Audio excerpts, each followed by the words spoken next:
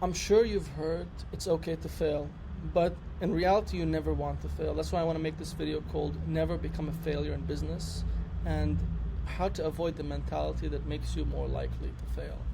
So, ironically, these phrases like failure, it's okay, it's a learning experience, is more likely to increase your failure rate. Why? Because it's okay to fail, so why should you care not to fail? Why should you do anything to prevent yourself from failing? Well, let me tell you something. If you have kids to feed and clothe, a wife, a family, responsibilities, and you're a bit older, it's time for you to stop failing and to tell yourself it's no longer okay to fail. And if you're young and you do have safety ropes and it's okay for you to fail, you should also lie to yourself and tell yourself, I don't have those safety ropes, even if you clearly do. But tell yourself that. That'll increase your success rate. Why? Because you have to understand, as you get older anyway, if you're young, you're going to be able to fail less. It's going to be more costly to fail, and there are going to be higher risks associated. And when we understand success, what is success? It's surviving, and not just surviving, it's thriving. So success, I would say, is a spectrum, so is failure.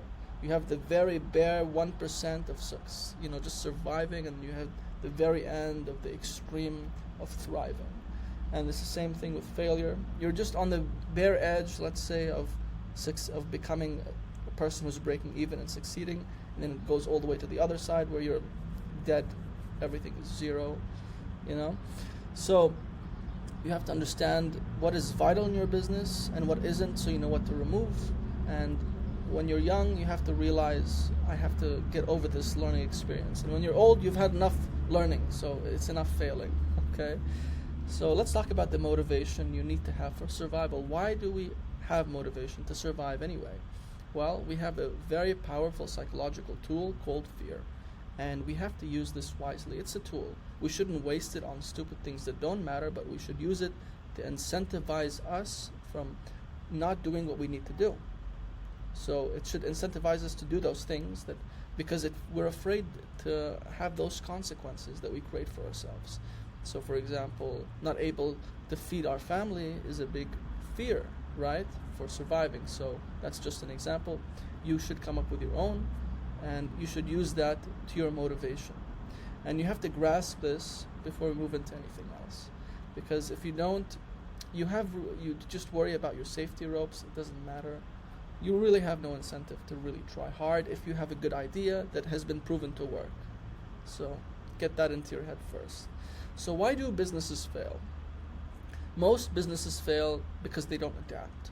They don't try to learn new information, and they don't try to apply new strategies. And stagnation kills any business. So how do you move forward? You're moving forward and progressing in measurable ways. You have to have measurable things that you use to, let's say, take a 6-month time frame and plot 2 dots from where you are today and where you were 6 months ago.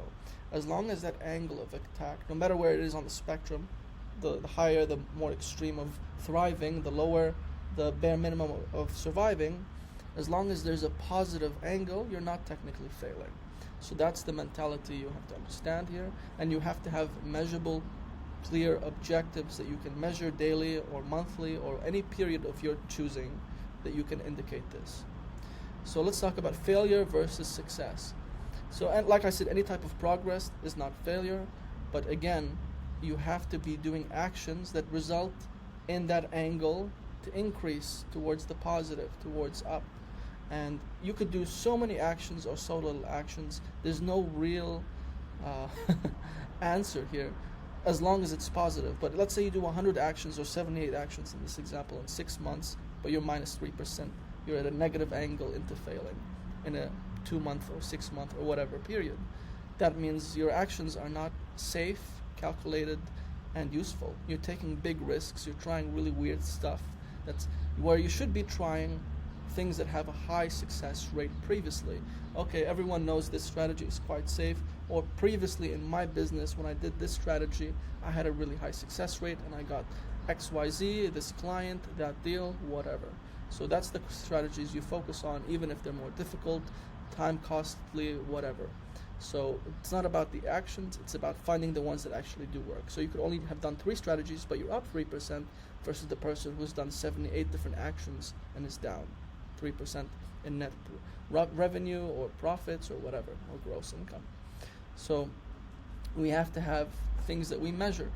If we don't measure anything, how do we know where we are? Imagine a captain of a ship that has no idea where he's going, with no points or plots on a map marking his previous locations. How is he going to navigate to his target destination? So when you're not measuring anything, and you'd be surprised how many business owners I know don't measure anything. If you ask them off the top of their head, they don't know their balance sheet. They don't know anything about like their net revenues or net profits in the last 6 months, how many customers they currently have. They can't answer any of those questions. And that puts you at a really high risk of failing. And some people will say, well, I don't need to worry, I'm coasting. A lot of people have businesses that are coasting. And they'll say something like, I have a lot of existing clients, my business is 100 years old, and there's no need for me to really be trying new strategies. And in a perfect world, they're right. But in reality, they have something called competition. That means other people building stuff like them and trying to steal their customers, essentially. And no matter how good of a relationship you may have with some of your clients, if a competitor offers a better service and is nicer to your customers and at a better price, there's not much you can do now, can you? So, and then people will tell me, well, I'm in real estate, okay, I'm a landlord and I have tenants, there's not really much room for innovation. No, but there's a lot of work that you need to keep, like upkeep work. You have to keep your units maintained and beautiful. Even if you have the best location, you still have to maintain the units to where you can justify your price increase, you raising the rent on your tenants every month, right? So even the most kind of passive income businesses have an element to where you need to be modifying things, improving things, and changing things, right? So it's all a math equation is what we're getting to here. And you have to have measurable ways to measure 2 points of time to see if you're improving or not, and we know it's a spectrum, to see where you are on both sides of the failure and success rate. So finally, a lot of people will tell you, well, I'm just not lucky. I tried all those 78 things in that previous example, and it got me to nowhere. So what can I do? What am I doing wrong? You know, I'm just not lucky. And I would disagree with them, because it's basically an equation. Success is just an equation. It could just be 20 tries and you figure out the right way to where it works, and you keep at it and use that method as much as possible. Where you haven't come to that yet, so you just need to think more clearly and grounded. What have you missed? Look at the patterns. Okay, this worked because this part. Okay, and that worked because that part. But this didn't work because this part, and that didn't work because this part. So you can start doing what current AI does, where it looks at pattern recognition and decides to take this, that, and make conclusions that way. So you're just not reflecting after each try to see where you need to go back to, or redo, or retry in this way. And that's about it. Hopefully you found this useful.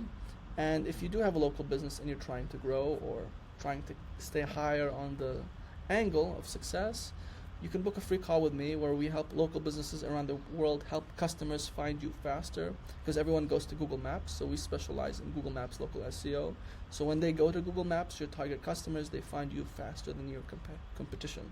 So if you're interested in that, you can book a free consultation with me at vortexrecord.com. Anyway, I hope this was useful. Hope you have a great day. Take care.